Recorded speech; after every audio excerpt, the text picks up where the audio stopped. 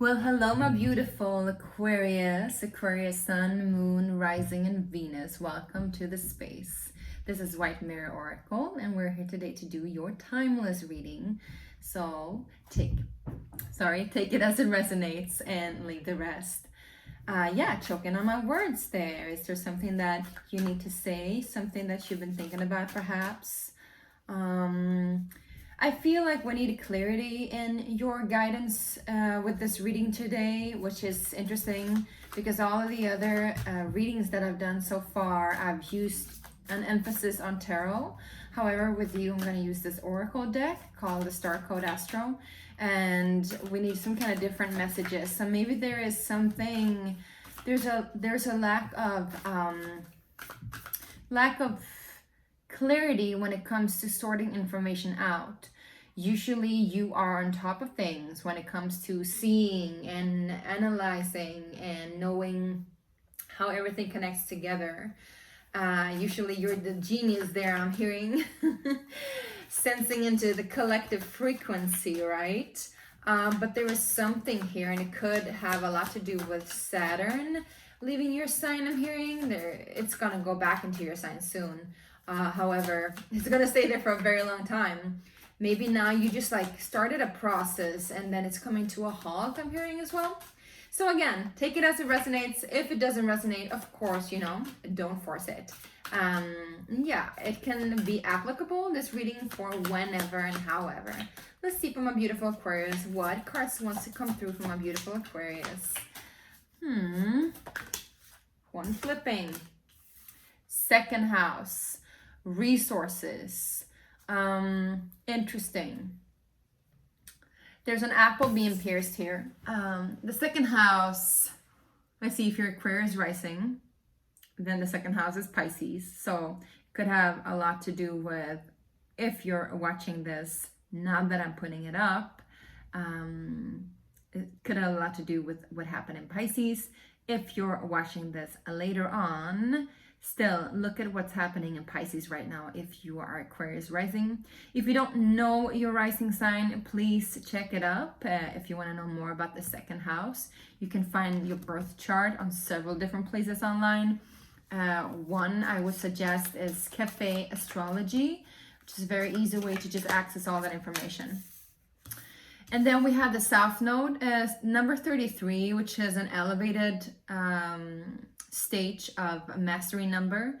It comes down to the numerology number of 6, which is about healing and healer. However, 33 is more like a master builder. They're building to create healing. They're building a foundation for healing. They're coming together. They're creating a community for people to come together for healing. So maybe there's something there for you. However, it is in a South Node, which indicates that this is the past, something that you need to leave behind, something that maybe your ancestry has, something that you've come into this world with, some sort of blueprint that is being reviewed and re-looked at, but that you need to learn from and that you need to grow from, and perhaps also, grow out of. I'm hearing almost like the shoes don't fit anymore.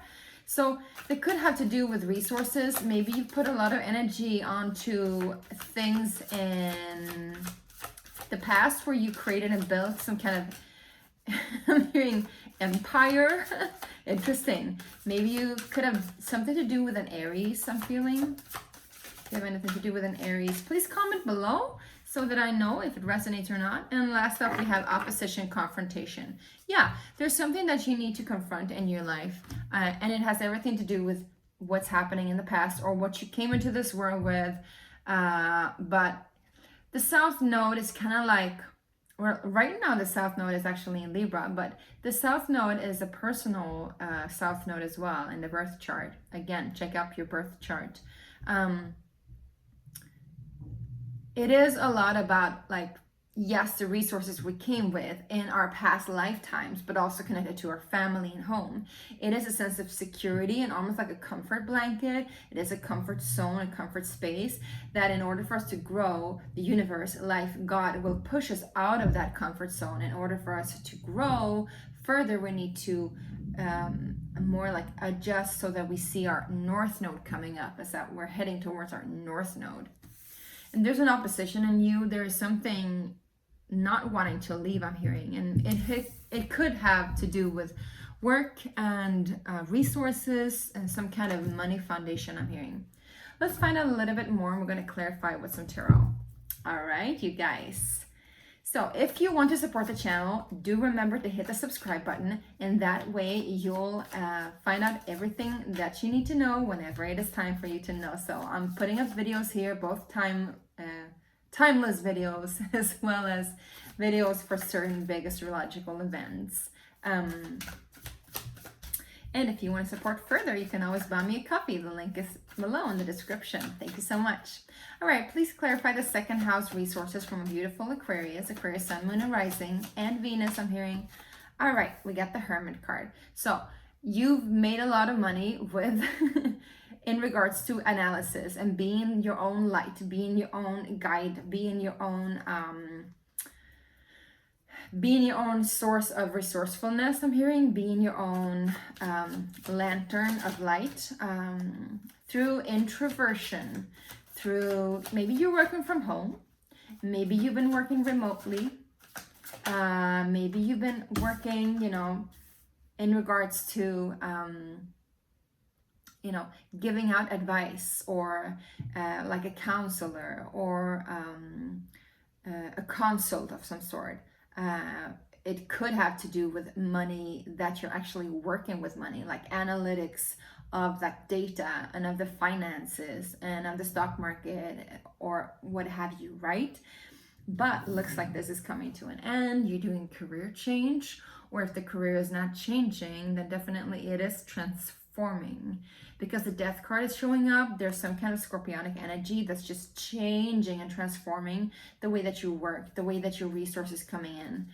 And if it doesn't resonate with that, it could have been that your resources are coming in from either a Virgo or a Scorpio, and that is also perhaps transforming. One more card, please. Okay, we'll do that later. Let's check out the South Node. What does the South Node mean? The past. What is the past? We have the High Priest, which is also the Hierophant, which indicates the past is about, you know, there's a lot of norms and structures in regards to your past, the foundation that you come in with. Remember what I spoke about the South Node. This is literally karma, karmic imprints that we need to transform, right? So this is what you're transforming right now. I believe somebody else had that. Could have been Libra or Scorpio. So maybe check out their readings too if that resonates. Let's see if there's anything else here with the past. I feel like, yeah, the Five of Wands. There has been some kind of competition, I would say also maybe like passionate conflict, or a power struggle, or I'm hearing conflict of interest when it comes to belief systems, when it comes to the way that you've handled your faith, I'm hearing as well.